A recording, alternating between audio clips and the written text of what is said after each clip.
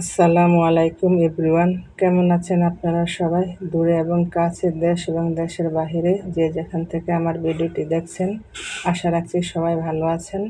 আলহামদুলিল্লাহ, আমরাও বেশ ভালো আছি। প্রতিবারের মতো আজও নতুন একটা ভিডিও নিয়ে আপনাদের মাঝে হাজির হলাম। আশা করছি আমার আজকের ভিডিওটি আপনাদের কাছে ভালো লাগবে।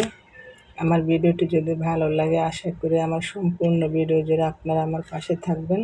আর এই তো বৃষ্টি দিয়ে আজকের ভিডিওটি শুরু করলাম। আর এখন হলো বৃষ্টির দিন, বৃষ্টি এই আসে আবার এই রোদ ওঠে। আর বরাবরই আমার কাছে বৃষ্টি খুবই ভালো লাগে।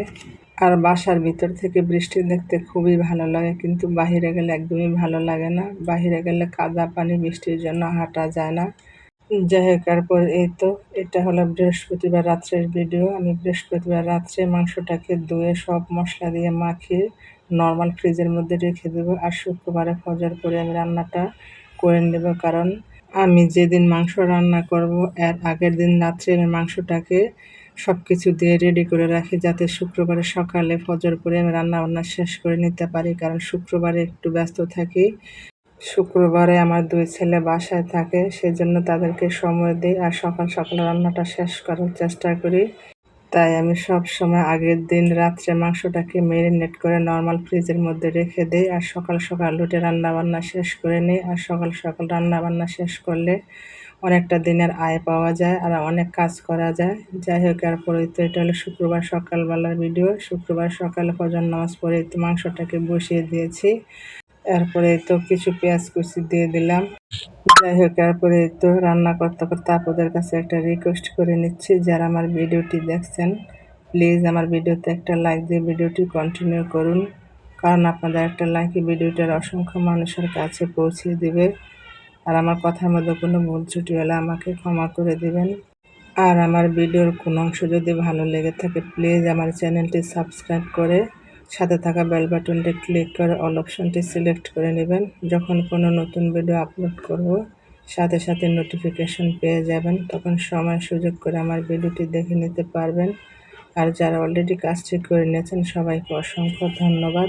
আর ভিডিওতে ভয়েস দেওয়ার সময় আমার আশেপাশ থেকে অনেক নয়েজ চলে আসে, প্লিজ সবাই ক্ষমা সুন্দর দৃষ্টিতে দেখবেন। আর আমি ভয়েস দেওয়ার সময় দরজা জানালা লাগিয়ে নিয়েছি, তারপরে আওয়াজ আছে, প্লিজ সবাই ক্ষমা সুন্দর দৃষ্টিতে দেখবেন।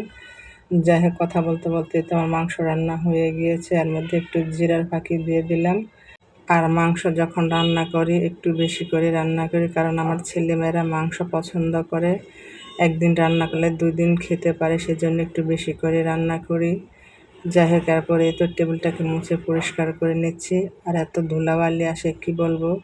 আর বাসা যেহেতু রাস্তার ধারে, তা সেজন্য ধুলাবালিটা একটু বেশি আসে। আর প্রতিদিনে মুছে পরিষ্কার করার চেষ্টা করি। আর এখন আমি খুবই ব্যস্ত থাকি, কারণ আমার 2 ছেলে মাদ্রাসায় পড়ে, কলেজে যায়, তাদেরকে বাসা থেকে খাবার দিতে হয় 3 বেলা। তারপরে সংসারে কাজকর্ম একা হাতে করতে হয়, নামাজ পড়তে হয়, সেজন্য খুবই ব্যস্ত থাকি। আর ব্যস্ততার কারণে এখন প্রতিদিন ভিডিও দিতে পারি না, সপ্তাহে একদিন ভিডিও দেই। সেজন্য ভিডিওতে ভয়েস দিতে গেলে তুৎকামি ভাব চলে আসে। আর প্রতিদিন যে কোনো জিনিসের চর্চা থাকলে সহজে হয়ে যায়, সহজে করা যায়। যাই হোক, এরপরে এই তো আমি টেবিলটাকে মুছে পরিষ্কার করে রেখেছি। আর এখন আমি রাতের বেলা যে থালা বাটিগুলোকে ধুয়ে রেখেছিলাম, আর এখন এগুলোকে আমি জায়গায় রেখে দেব। আর যতক্ষণ আমি এগুলোকে না গুছাবো ততক্ষণ আমার ঘরটা হিবিজিবি দেখা যায়। আর আমি সকালবেলা উঠি, আগে ফজর নামাজ শেষ করে সকালবেলা নাস্তাটা বানিয়ে নিই। নাস্তা বানিয়ে আমার ছোট ছেলেকে ঘুম থেকে উঠিয়ে তাকে নাস্তা খাইয়ে মাদ্রাসায় নিয়ে যাই। তারপরে বড় ছেলের জন্য নাস্তা নিয়ে যাই। তারপরে আমার ছেলেকে মাদ্রাসায় দিয়ে এসে সংসারের সমস্ত কাজগুলোকে তাড়াহুড়ো করে নেই, কারণ 11টা বাজলে আবার আমার ছোট ছেলেকে মাদ্রাসা থেকে আনতে হবে। ছোট ছেলে মাদ্রাসা সকাল 8টা থেকে শুরু হয়, 11টায় আবার ছুটি হয়।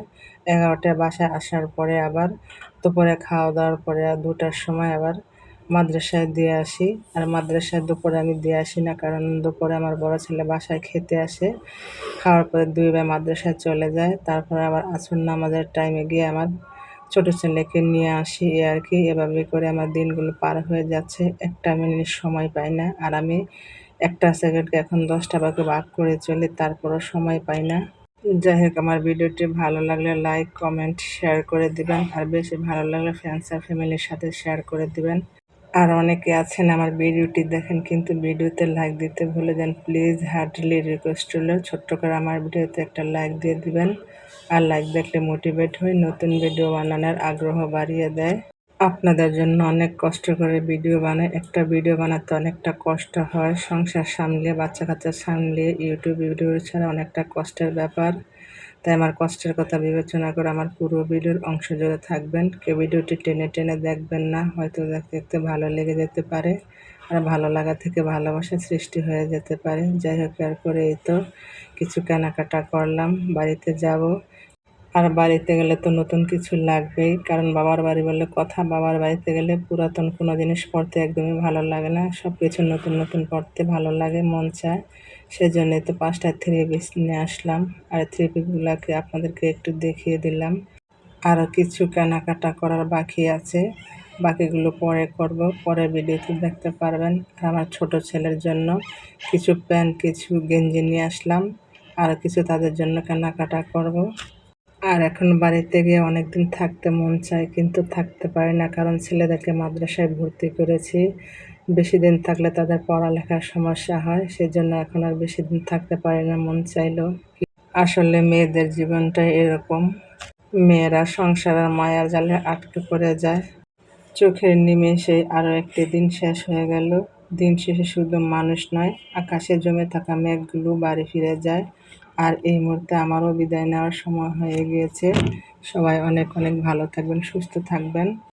আমিও আমার পরিবারের জন্য দোয়া করবেন। আমিও সবার জন্য দোয়া করি, আল্লাহ পাক যাতে সবাইকে ভালো রাখে, সুস্থ রাখে, নিরাপদে রাখে। আবারও দেখা হবে। আজকের মতো আল্লাহ হাফেজ। আসসালামু আলাইকুম।